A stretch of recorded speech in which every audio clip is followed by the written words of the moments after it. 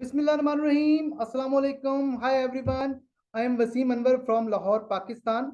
We are yet again back with an exciting and informative series of interviews, starting with one of the most dynamic men in ONPASSIVE.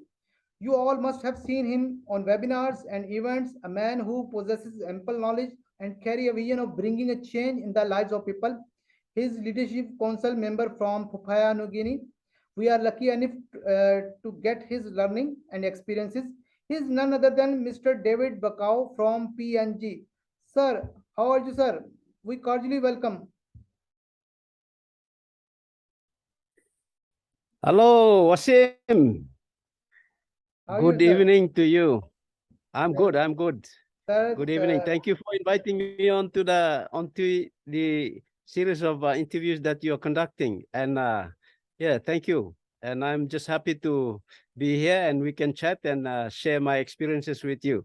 Thank you. Thank you, sir. Thanks you gave me time, your precious time. I know you are busy in on passive webinars and many other home chores. So we know very difficult to find time for interview or any session. So thanks again, sir. Sir, first of all, I deeply condolences from me and from my whole Pakistani founders community. Few months ago, your beloved wife, Mrs. Suzanne Bakau, and had passed away after illness. It was great loss, of course, not only for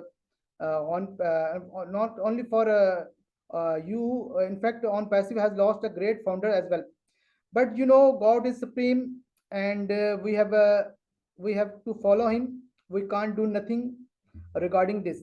This is the law of nature, and every human being that come on this earth has to go. I would like to ask when you got married with her, and what type of life did you spend with her? Of course, would have spent precious and memorable moments with her. Would you like to share something about matrimonial life?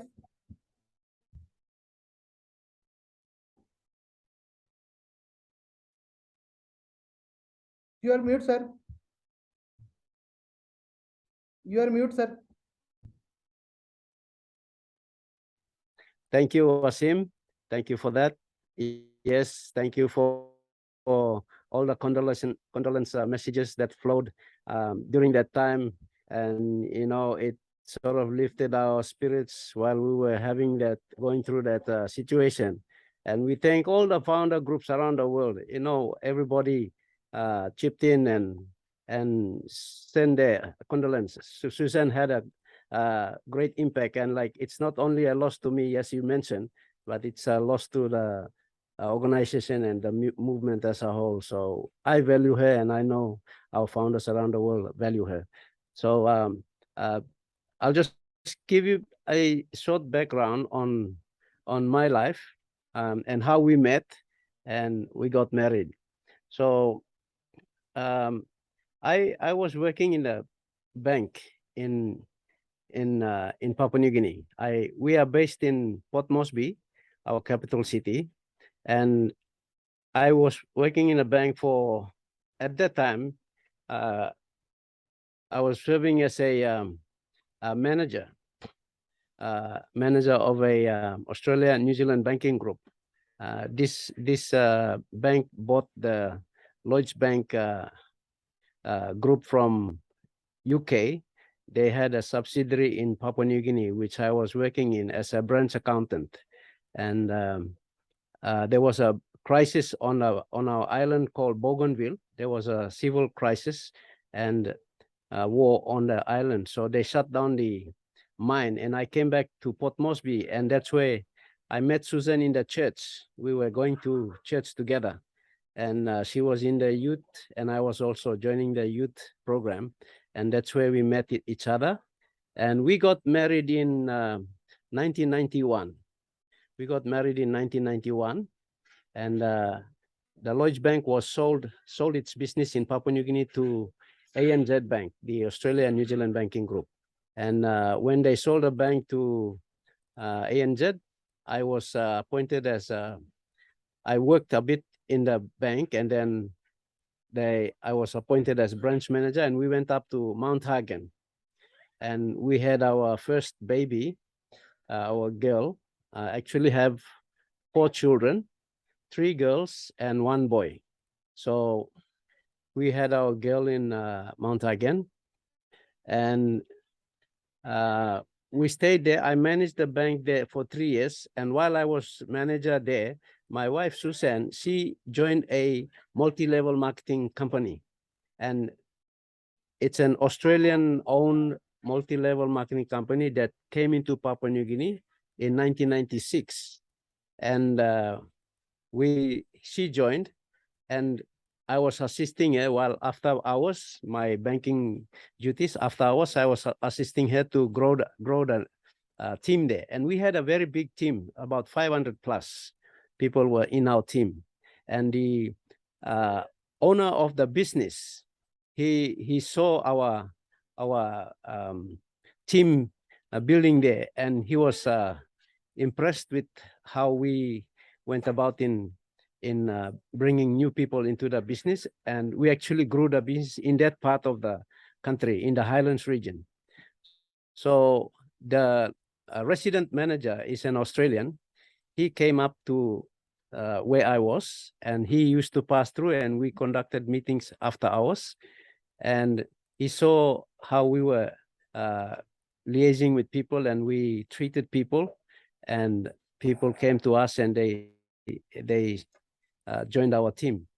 So they invited me to manage their business, because they were looking for a person to run their business in Papua New Guinea, because this manager was going back to the head office in Brisbane to be looking after the whole Pacific Island and the New Zealand region. So they wanted a local guy to look after the business, and he recommended me to the owner of the business, and the owner of the business was happy, and that's when I resigned from the bank and I joined the multi-level marketing company. And Susan and we were regional managers at that time, and we grew the business from 1998 to 2000.